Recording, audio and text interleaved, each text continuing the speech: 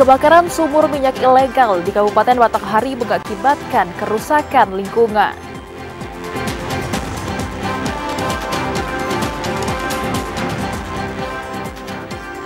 Debit Sungai Tembesi meningkat, Camat Mandiangin minta warga untuk tetap waspada.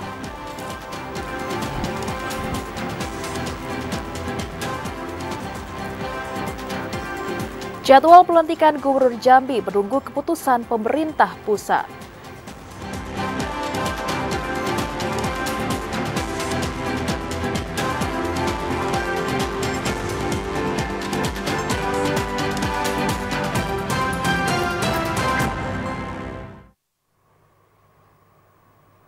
Assalamualaikum warahmatullahi wabarakatuh. Selamat sore saudara. Terima kasih Anda masih menyaksikan Jambi hari ini edisi Minggu 19 Januari 2025. Selain 3 informasi tadi saudara, redaksi kami juga telah menyiapkan sejumlah informasi penting dan menarik lainnya untuk Anda. Bersama saya Anastasia Laga. Dan saya Yogi Perlianto, inilah Jambi hari ini selengkapnya.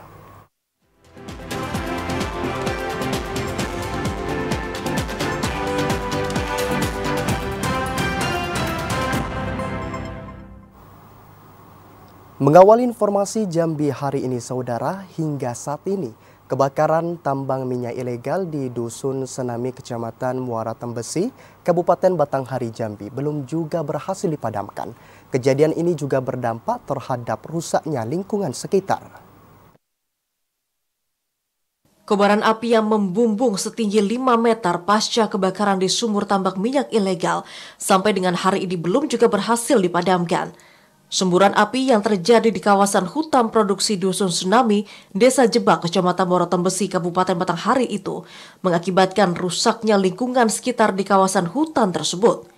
Kasih Pengendali Ekosistem Hutan Dinas Lingkungan Hidup Batanghari Sahlan mengatakan, selain kobaran api, tumpahan minyak serta lubang sumber minyak di lokasi berdampak terhadap terganggunya pertumbuhan ekosistem alam. Akibatnya, tanaman di kawasan Tahura pun kini tak akan lagi dapat tumbuh subur. Aliran anak sungai sekitar juga ikut tercemar oleh limbah minyak. Sementara itu, tim gabungan dari pemerintah daerah dan kepolisian masih berupaya berkoordinasi dengan pihak Pertamina dalam mencari solusi kebakaran di sumur minyak tersebut. Ade Juniawan, TVRI Jambi, melaporkan.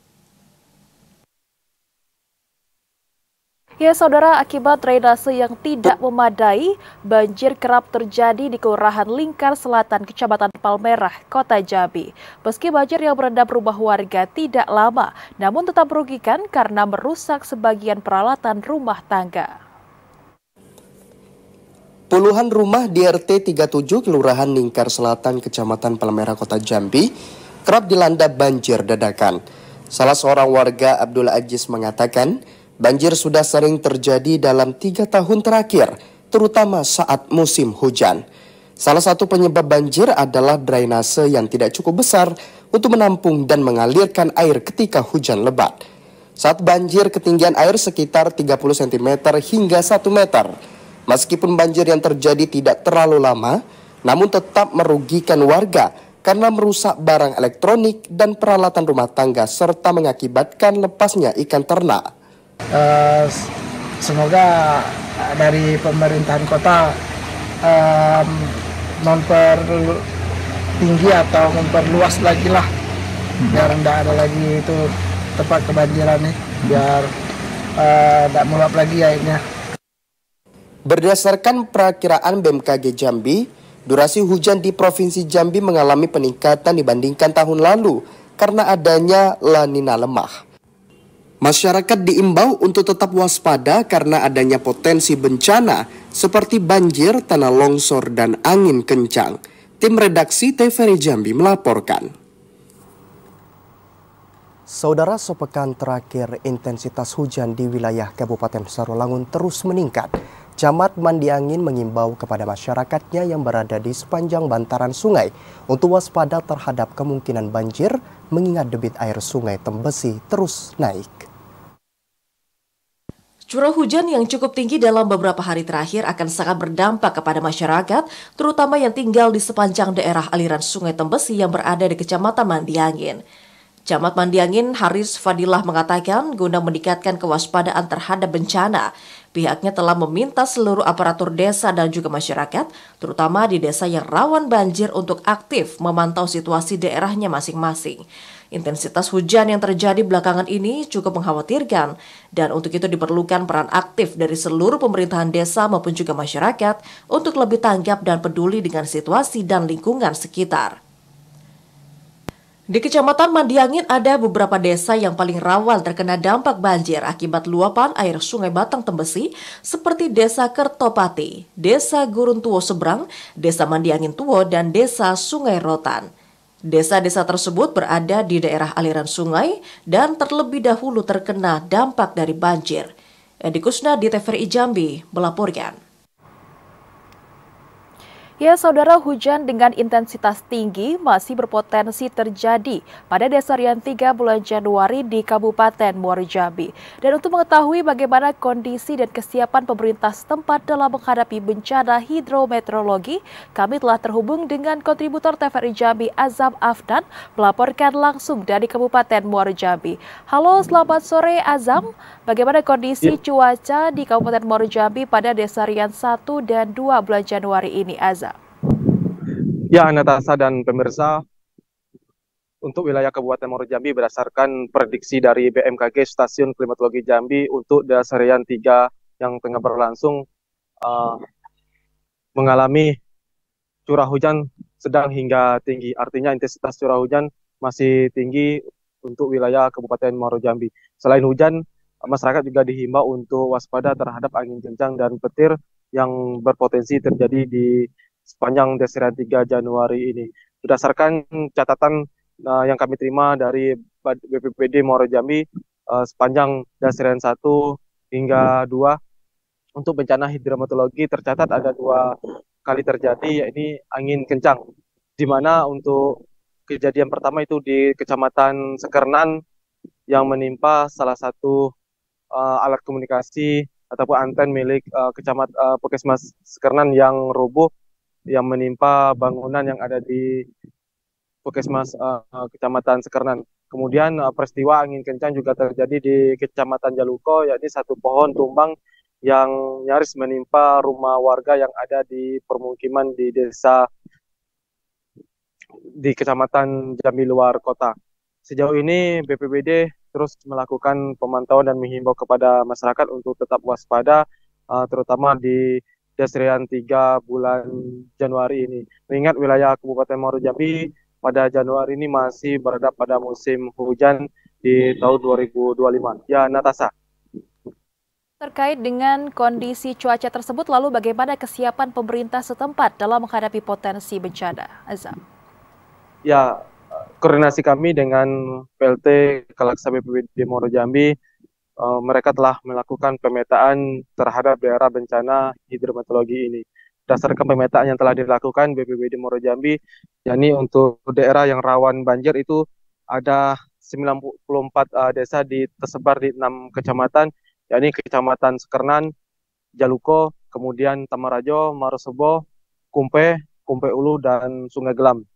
Pemetaan diharapkan agar masyarakat setempat tetap meningkatkan kewaspadaan apabila limpahan air sungai dari bagian hulu yang dapat memicu air Sungai Batanghari meningkat. Untuk saat ini pemirsa, informasi yang kami terima untuk ketinggian air Sungai Batanghari di wilayah Muaro Jambi sendiri itu 10,86 cm, artinya masih di bawah siaga 3. Meskipun begitu, masyarakat tetap diminta untuk waspada karena limpahan air bagian hulu dapat menyebabkan wilayah yang berada di berantaran sungai banjir. Kemudian selain pemetaan terhadap daerah bencana banjir, BPBD juga memetakan daerah yang rawan terjadinya angin kencang ataupun angin puting beliung. Dari catatan mereka itu terdapat 29 desa yang tersebar di 3 kecamatan, yakni Kecamatan Sekernan, Jaluko, kemudian Sungai Gelam yang rawan terjadinya angin puting beliung. Pemirsa, selain bencana banjir angin puting beliung di Kabupaten Muaro Jambi juga terdapat 3 desa yang rawan terjadinya longsor, yakni ketiga desa ini berada di Kecamatan Sekernan, terutama di jalan lintas timur Sumatera, yang rawan terjadinya longsor apabila di musim hujan dengan intensitas hujan yang tinggi. Selain melakukan pemetaan, BPBD setempat juga melakukan persiapan personil untuk penanggulangan maupun memantau debit air yang ada di sepanjang aliran Sungai Batanghari. Berdasarkan informasi yang kami terima, ada sekitar 30 hingga 35 personil yang disiagakan setiap harinya di kantor BPBD yang ada di Komplek Perkantoran Bupati Muaro Jambi. Selain mensiagakan personil, BPBD juga mensiagakan peralatan seperti perahu untuk evakuasi para korban apabila ada terjadi bencana, kemudian peralatan seperti kendaraan roda 2 dan roda 4, kemudian tenda dan dapur umum yang telah disiagakan untuk penanggulangan bencana. Artinya pemerintah Kabupaten Muaro Jambi telah bersiap dalam menghadapi bencana hidrometeorologi pada musim hujan di Januari ini. Kembali ke Natasha. Ya, Azam dan saudara, masyarakat diminta untuk terus waspada dalam menghadapi bencana hidrometeorologi. Selamat sore Azam, terima kasih atas informasi Anda, selamat bertugas kembali. Beralih ke informasi lainnya saudara, wabah penyakit mulut dan kuku atau PMK pada hewan ternak mulai mencuat, membuat peternak lebih waspada. Mengantisipasi para peternak selain membuat kandang tersendiri untuk melakukan isolasi ternak yang baru datang, juga melakukan pembersihan kandang setiap harinya. Maraknya penyakit mulut dan kuku yang menyerang ke hewan ternak membuat para peternak di Kota Jambi lebih berhati-hati. Pasalnya virus PMK ini cukup berbahaya bagi hewan ternak seperti sapi. Para peternak sapi harus menyediakan kandang khusus untuk isolasi bagi ternak yang baru didatangkan dari luar daerah. Selain itu juga melakukan pembersihan kandang. Salah seorang peternak Wodomen yang berada di kawasan Penerangan Kelurahan Bagan Pete, Kecamatan Alam Barajo, Kota Jambi mengatakan, pihaknya selalu membersihkan kandang sapi menggunakan cairan desinfektan dan selalu memeriksa keadaan hewan ternaknya. Selain itu juga membuat asap agar terhindar dari nyamuk atau agas. Meski belum ditemukan kasus PMK di Jambi, namun pihaknya tetap mewaspadai dan bekerja keras untuk bisa menjaga ternaknya agar tidak terjangkit wabah PMK. Yogi Ramadhani, TVRI Jambi, melaporkan. Antisipasi penyebaran penyakit mulut dan kuku PMK pada hewan ternak, Dinas Peternakan Bungo lakukan sosialisasi dan edukasi bagi para petani ternak. Dan untuk mengetahui informasi selengkapnya, kami telah terhubung dengan kontributor TVRI Jambi, Mukhriyandi, langsung dari Kabupaten Bungo. Selamat sore Andi. Ya Andi, apa langkah penanganan yang dilakukan jika terjadi kasus PMK di tingkat peternak Andi? Ya, selamat sore. Baik, dapat kami sampaikan penyakit mulut dan kuku bagi ternak merupakan disebabkan oleh virus yang bisa menular secara masif dan secara cepat kepada hewan ternak, terutama ternak sapi, kerbau, kambing maupun domba. Untuk saat ini di Kabupaten Bungo sendiri belum ditemukan adanya wabah virus PMK, baik di tingkat petani ternak maupun ternak yang lepas berkeliaran di Kabupaten Bungo.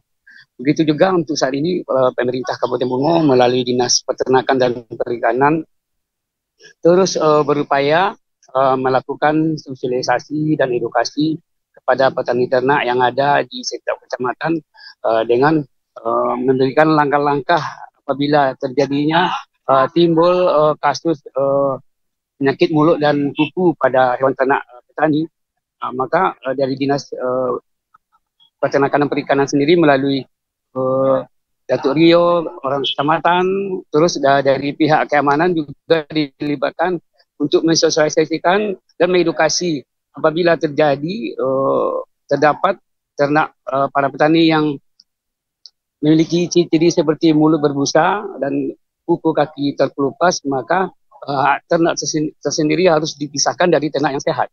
Kemudian memberikan vaksin sekali dalam 6 bulan. Kemudian petani juga diminta untuk tetap waspada agar kandang sapi maupun sapi harus bersih kurang minimalnya 1 kali dalam 1 hari. Ini terus diedukasi dan disosialisasikan dari pihak Dinas Peternakan kepada peternak yang ada di Bungo agar sapi mereka tetap sehat dan terhindar dari wabah penyakit mulut dan kuku. Untuk saat ini pemerintah Kabupaten Bungo terus berupaya agar para petani maupun sapi dari luar tidak dibolehkan untuk memasuki daerah wilayah Kabupaten Bungo untuk saat ini. Itu pun sudah dikoordinasikan dari pihak Dinas Peternakan dan Perikanan melalui Dinas Perhubungan untuk sementara sampai wabah ini tidak memasuki daerah Kabupaten Bungo, khususnya Provinsi Jambi. Demikian. Ya Andi, lalu untuk antisipasi penyakit mulut dan kuku ini berapa banyak vaksin yang disiagakan oleh Dinas Peternakan Kabupaten Bungo, Andi? Baik, dari informasi yang kami dapat dari Dinas Peternakan dan Perikanan Kabupaten Bungo beberapa hari yang lalu, pemerintah Kabupaten Bungo melalui Dinas Peternakan dan Perikanan telah mendapatkan bantuan dosis vaksin dari Dinas Peternakan Provinsi Jambi. Adapun jumlah yang diterima dari Dinas Peternakan Kabupaten Bungo sebanyak 2.000 dosis. Itu pun dalam beberapa hari ke depan akan dilaksanakan vaksin terhadap ternak-ternak yang ada di petani ternak, sehingga ini mengantisipasi jauh sebelumnya agar hewan ternak para petani bisa terselamatkan dari wabah ini. Begitu juga informasi yang kami dapat dari Dinas Peternakan dan Perikanan Kabupaten Bungo, untuk saat ini populasi hewan ternak di Kabupaten Bungo sendiri sebanyak masuk sapi sebanyak 14.658 ekor sapi. Begitu juga untuk kerbau sebanyak 5.147 ekor kerbau, serta hewan ternak kambing sebanyak 257 ekor kambing. Itu pun dari data yang kami dapat dari Dinas Peternakan dan Perikanan Kabupaten Bungo, berdasarkan dari vaksin yang diterima sebanyak 2.000 dosis tidak mencukupi untuk vaksin yang akan dilakukan terhadap ternak sapi petani. Namun 3 hari ke depan akan tetap dilakukan pemaksinan terhadap hewan sapi maupun kerbau yang ada di setiap kecamatan. Namun biasa harapan dari Dinas Peternakan dan Perikanan Kabupaten Bungo untuk bisa lagi penambahan dosis lebih dari 2.000 dosis. Itu permintaan dari Dinas Peternakan dan Perikanan Kabupaten Bungo kepada Dinas Peternakan Provinsi Jambi, agar sapi-sapi yang ada di Dinas Peternakan maupun di tingkat petani ternak yang ada di Bungo terselamatkan dari wabah penyakit mulut dan kuku. Demikian. Baik, terima kasih Andi yang melaporkan langsung dari Kabupaten Bungo. Selamat sore dan selamat bertugas kembali, Andi. Ya saudara, masyarakat dihimbau untuk tidak khawatir mengkonsumsi daging hewan ternak di tengah penyebaran penyakit mulut dan kuku. Selain tidak menular, pengolahan daging dengan baik dan benar membuat daging aman untuk dikonsumsi oleh masyarakat. Kabid Peternakan dan Kesehatan Hewan Dinas Pertanian dan Ketahanan Pangan Kota Jambi, Dr. Hewan Rospita Pane mengatakan, masyarakat jangan khawatir untuk mengkonsumsi daging hewan ternak di tengah penyebaran penyakit mulut dan kuku. Selain aman untuk dikonsumsi oleh masyarakat, penyakit PMK juga tidak bersifat zoonosis atau hanya menular ke hewan ternak dan tidak menular kepada manusia. Namun untuk memastikannya dapat dilakukan beberapa langkah sebelum diolah atau dimasak, seperti membersihkan daging menggunakan air bersih yang mengalir, merebus daging menggunakan air mendidih minimal 70 derajat Celcius, atau dapat memasukkan daging hewan ternak ke dalam freezer selama 12 jam sebelum diolah. Selain itu, para peternak juga diminta untuk menjaga kebersihan kandang, serta memilih sapi sehat dan yang telah divaksinasi untuk dipotong. Ini kami menginformasikan kepada seluruh masyarakat bahwa penyakit mulut dan kuku ini tidak tergolong penyakit zoonosis, yang artinya adalah penyakit yang menular dari hewan ke manusia. Jadi penyakit mulut dan kuku ini menular hanya sebatas sesama hewan. Jadi sesama sapi, sesama ternak, sesama kambing, kerbau, dan domba tidak menular ke manusia. Untuk dikonsumsi aman berarti, Dok? Untuk dikonsumsi aman, akan tetapi perlu perlakuan yang khusus sehingga tidak merugikan atau merusak lingkungan. Karena pada saat perlakuannya tidak benar, yang terjadi adalah menularkan lingkungan yang jadinya tidak baik. Saat ini pemerintah tengah gencar melakukan pencegahan penyebaran virus PMK pada hewan ternak. Salah satunya pemberian vaksin pada hewan kuku belah tersebut. Asar TVRI Jambi melaporkan. Di musim penghujan, DBD mulai mengancam kesehatan masyarakat. Informasi selengkapnya usai jeda, saudara, tetaplah bersama kami di Jambi hari ini.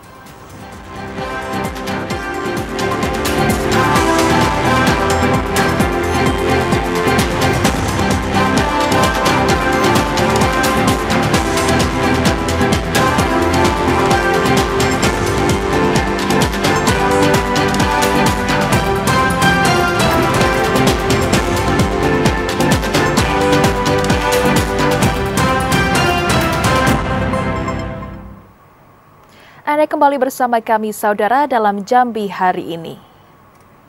Ya, saudara, pelantikan gubernur dan wakil gubernur Jambi terpilih hasil pilkada serentak tahun 2024 menunggu keluarnya keputusan terbaru dari pemerintah pusat setelah adanya putusan MK yang meminta waktu pelantikan kepala daerah terpilih dilakukan secara serentak.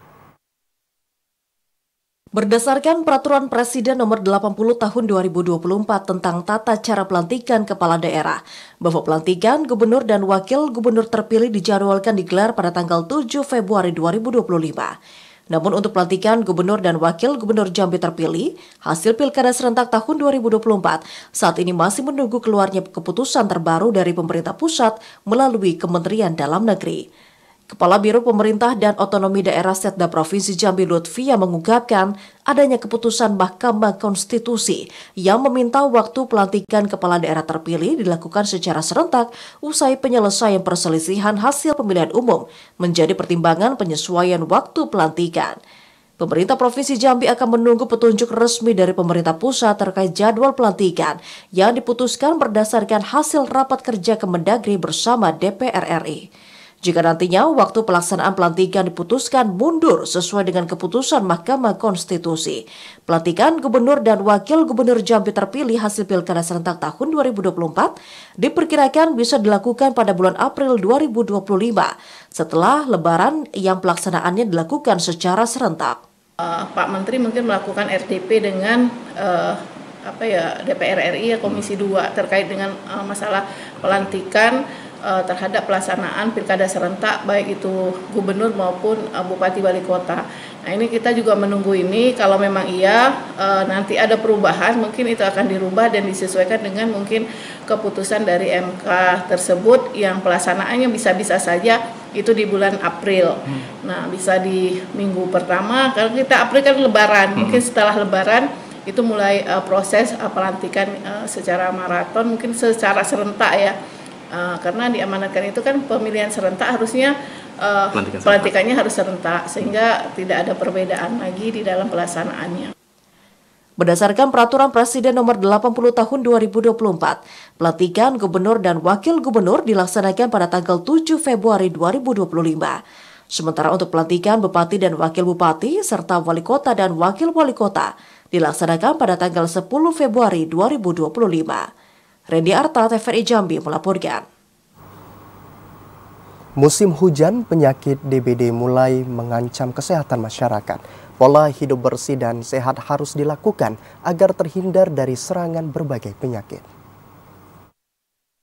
Pada musim penghujan, penyakit demam berdarah denggi mulai mengancam kesehatan masyarakat. Awal Januari tahun 2025 ini sudah ada 5 kasus DBD di kota Jambi. Jentik nyamuk lebih cepat berkembang di musim hujan karena banyaknya genangan air di selokan dan udara menjadi lembab. Kondisi ini berpotensi munculnya sarang nyamuk yang menjadi penyebab penyakit DBD. Kabid Pengendalian dan Pencegahan Penyakit Dinas Kesehatan Kota Jambi Rini Kartika mengatakan, masyarakat harus bisa menerapkan pola hidup sehat dan bersih. Hal ini untuk bisa mengurangi serangan nyamuk penyebab DBD. Yang saya tahu ada staf saya sudah turun-turun juga untuk melakukan foggingnya. Sekitar 5 ada. 5 kasus. 2025 ini ya. Mungkin kalau secara wilayahnya yang paling banyak di kecamatan mana, Bu? Kecamatan Kota Baru sama Kecamatan Alam Barajo. Dinas Kesehatan Kota Jambi akan melakukan sosialisasi dan fogging di lingkungan tempat tinggal masyarakat untuk bisa membunuh jentik nyamuk sehingga DBD bisa diatasi dengan baik. Joko TVRI Jambi melaporkan. Komandan Korem dan Rem 042 Gapu, Brigjen TNI Heri Purwanto, bersama Ketua Persid Kartika Chandra Kirana, Korcap 042 Gapu Nani Heri Purwanto, melakukan penanaman pohon mangrove. Penanaman dipusatkan di kawasan hutan mangrove Pantai Kelapa, Desa Tunggal 1, Kabupaten Tanjung Jabung Barat. Penanaman pohon mangrove di Desa Tunggal 1, Kecamatan Tunggal, Ilir, Kabupaten Tanjung Jabung Barat merupakan kegiatan puncak kunjungan kerja dan Rem 042 Gapu ke Kabupaten Tanjung Jabung Barat. Penanaman mangrove juga merupakan bagian dari program Asta Cita ke-8 Presiden Republik Indonesia Prabowo Subianto dan Kepala Staf Angkatan Darat. Keberadaan mangrove selain mampu menunjang ekonomi dan menjaga lingkungan ekosistem laut di pesisir pantai timur Provinsi Jambi, juga untuk bisa menahan abrasi pantai. Keberadaan hutan mangrove Pangkal Bambu saat ini terus meluas dan menambah garis pantai daratan sekitar 800 meter. Komandan Korem 042 Gapu bersama jajaran Korem dan Persid Kartika Chandra Korcap 042 Gapu menanam sebanyak 500 bibit pohon mangrove di lokasi wisata Pantai Kelapa. Penanaman ini dilakukan secara bertahap. Sebelumnya juga telah dilakukan penanaman sebanyak 2.000 bibit mangrove di wilayah Tanjab.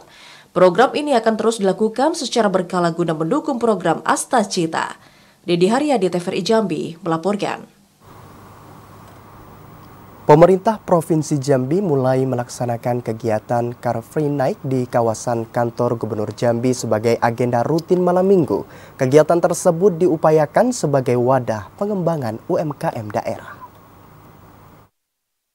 Setelah dicanangkan oleh Gubernur Jambi Al-Haris pada tanggal 4 Januari 2025 yang dilakukan dalam rangkaian hari ulang tahun ke-68 Provinsi Jambi, pemerintah Provinsi Jambi secara resmi mulai melaksanakan kegiatan Car Free Night di kawasan kantor Gubernur Jambi sebagai agenda rutin yang diselenggarakan setiap minggu pada Sabtu malam.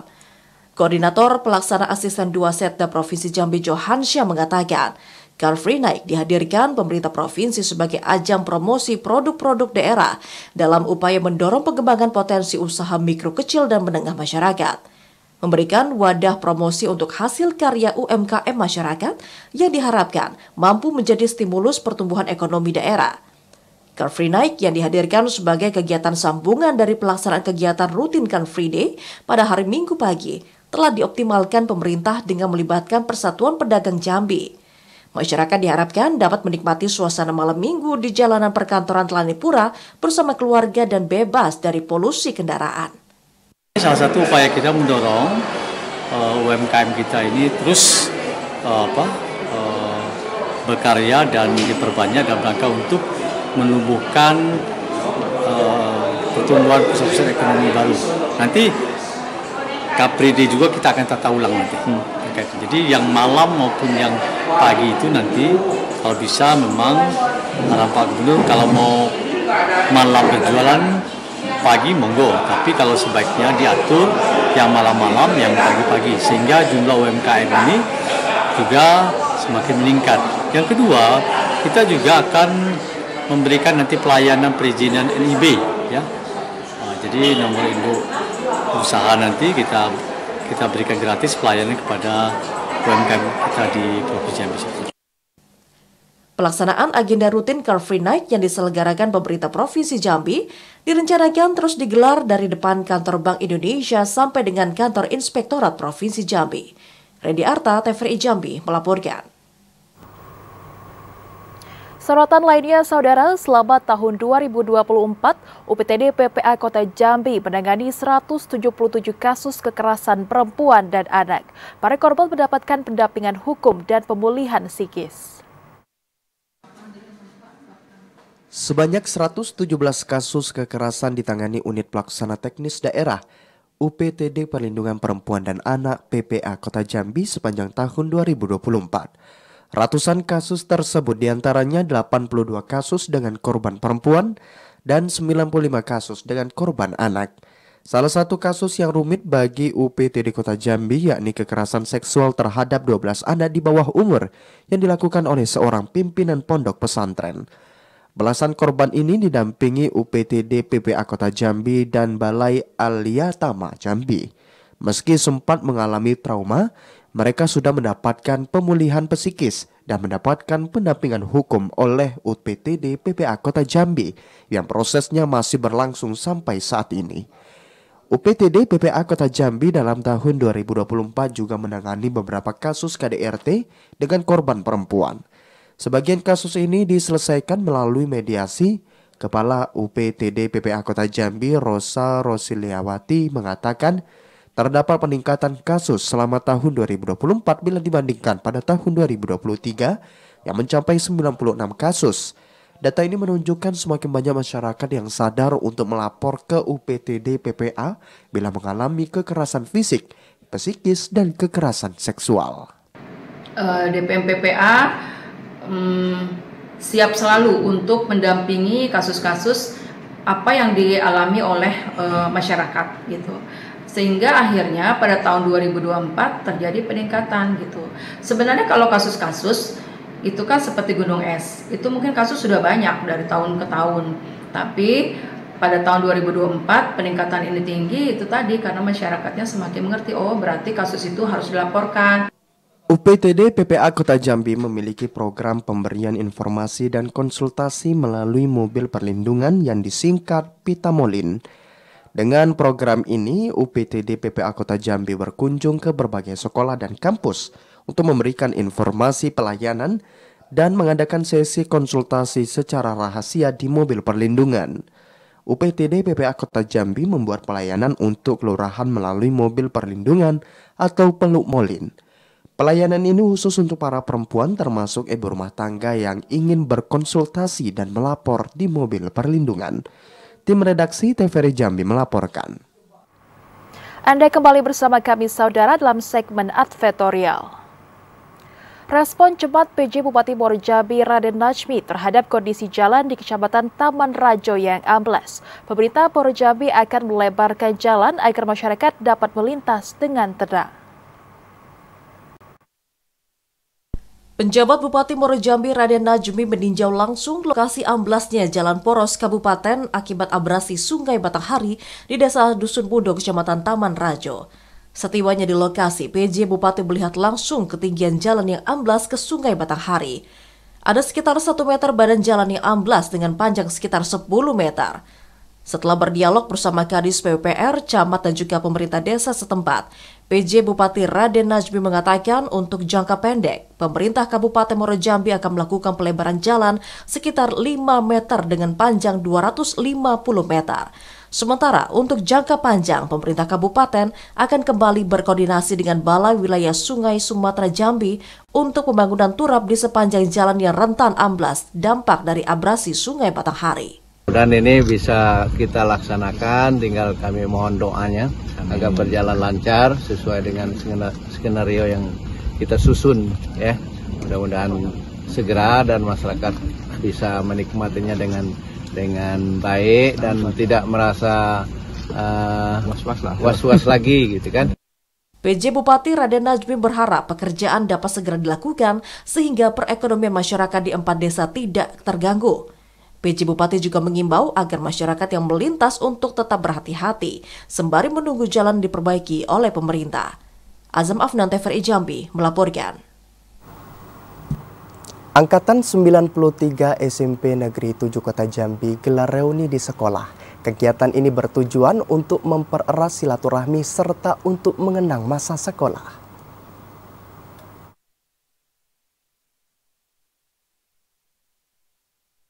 Terpisah sejak 32 tahun yang lalu, tidak membuat kekompakan dan keakraban alumni SMP Negeri 7 Kota Jambi Angkatan 93 menjadi luntur. Kekompakan dan persaudaraan terlihat kental pada saat acara reuni yang digelar di sekolah pada Sabtu kemarin.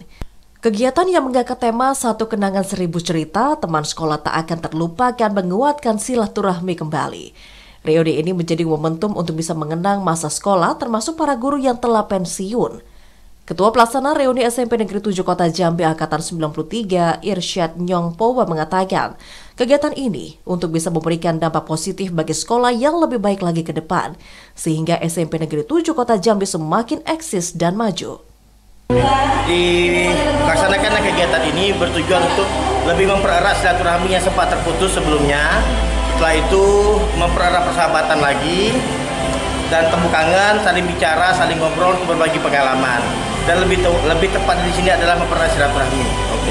Buat suatu perkumpulan ini akan bermanfaat nantinya dan tidak hanya sekedar mungkin say hello apa, tapi ini nanti ada nilai-nilai positif, ada hal-hal yang lebih bermanfaat bagi alumni dan keluarganya mungkin. Kami dari SMP Negeri 7 Kota Jambi mengucapkan terima kasih atas adanya kegiatan reuni ini. Ini sangat memberi manfaat sekali baik bagi sekolah maupun bagi para alumni karena bisa memupuk tali silaturahmi bahwa ketika mereka sekarang sukses, inilah tempat mereka dahulu menuntut ilmu, ada suka duka, ada senang bersama Bapak Ibu guru. Kepala Sekolah SMP Negeri 7 Kota Jambi juga berharap bahwa kegiatan ini menjadi motivasi bagi angkatan lainnya, sehingga silaturahmi tetap terjaga tanpa melupakan sekolah. Joko TVRI Jambi melaporkan. Saudara, tetaplah bersama Jambi hari ini karena kami akan segera kembali dengan sejumlah informasi penting dan menarik lainnya untuk Anda. Di antaranya, final Gubernur Cup 2025 mempertemukan Merangin versus Tebo sesaat lagi.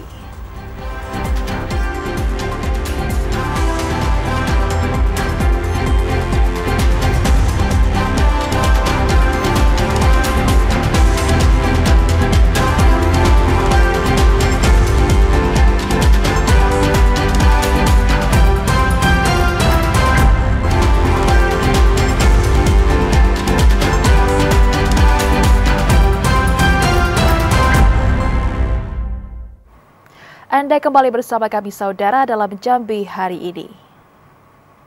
Kejuaraan Gubernur Cup tahun 2025 telah memasuki babak final yang berlangsung pada hari ini. Pada babak final ini mempertemukan antara Kabupaten Merangin selaku juara bertahan melawan Kabupaten Tebo.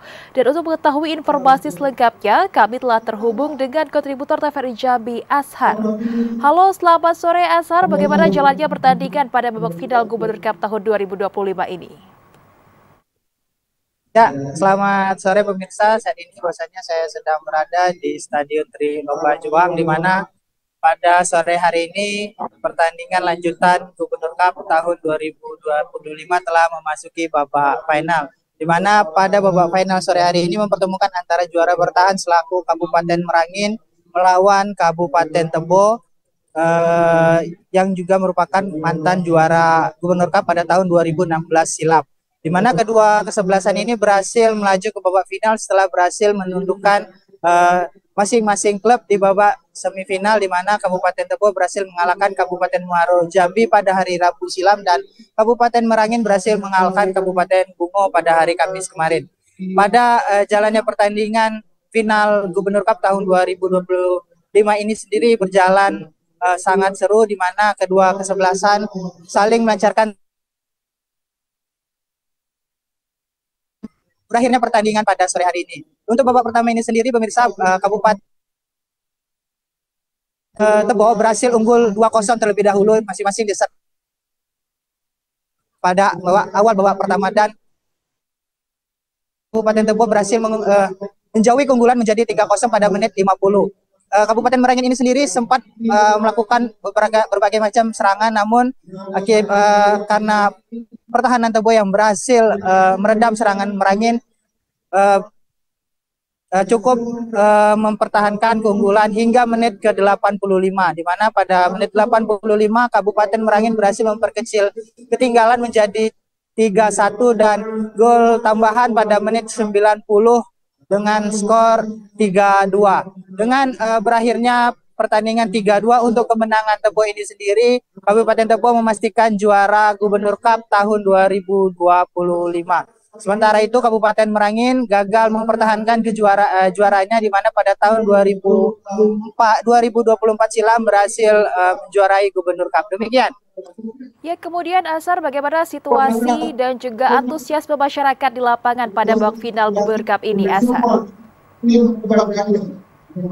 Ya, untuk situasi di Stadion Triloma Juang sendiri, supporter dari kedua kesebelasan antusias mendukung masing-masing klub yang berlaga pada sore hari ini. Tepat di belakang saya, Sekda Provinsi Jambi tengah melakukan sambutan terkait penutupan Gubernur Cup yang berlangsung pada sore hari ini. Di mana pada penutupan itu Kabupaten Tebo berhasil menjadi kesebelasan preplay dan menjadi tim terbaik di Gubernur Cup tahun 2020 kali ini. Demikian. Baik, Ashar melaporkan langsung dari Stadion Triloma Juang. Terima kasih atas laporan Anda dan selamat bertugas kembali. Informasi lainnya, Saudara, penerapan pendidikan tidak hanya dapat dilakukan melalui mata pelajaran di sekolah, namun juga melalui perlombaan. Sebuah perlombaan dapat membangun suasana pembelajaran yang kompetitif. Pelajaran di sekolah tidak hanya bisa diterapkan di dalam kelas melalui materi belajar. Pembelajaran juga dapat dilakukan melalui berbagai perlombaan untuk bisa mengasah kemampuan dan bakat siswa. Penyelenggaraan sebuah perlombaan akan memacu semangat para peserta. Hal ini sangat baik dalam membangun suasana pembelajaran yang kompetitif, seperti yang dilakukan Sekolah Islam Terpadu An-Nahl Kota Jambi yang menggelar berbagai perlombaan untuk para peserta didik.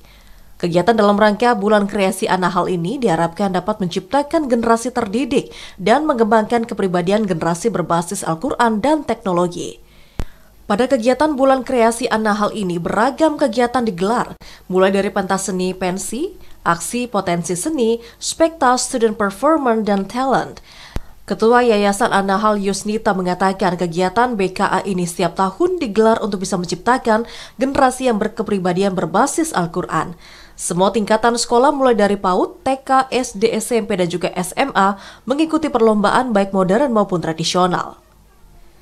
Berbagai lomba yang digelar seperti lomba tahfiz Quran, lomba dakwah, futsal, dan bakiak. Selain itu, untuk bisa melatih kemampuan dan kreativitas siswa, lomba ini juga untuk bisa melatih kekompakan dan kerjasama para siswa. Kegiatan ini tidak hanya diikuti oleh siswa di lingkungan An-Nahl, namun juga dari beberapa sekolah, baik di dalam kota Jambi maupun dari luar daerah. Selain perlombaan BKA ini juga dimeriahkan dengan bazar UMKM yang dilaksanakan bersamaan dengan rangkaian kegiatan ulang tahun An-Nahl Kota Jambi. Yogi Ramadhani, TVRI Jambi melaporkan.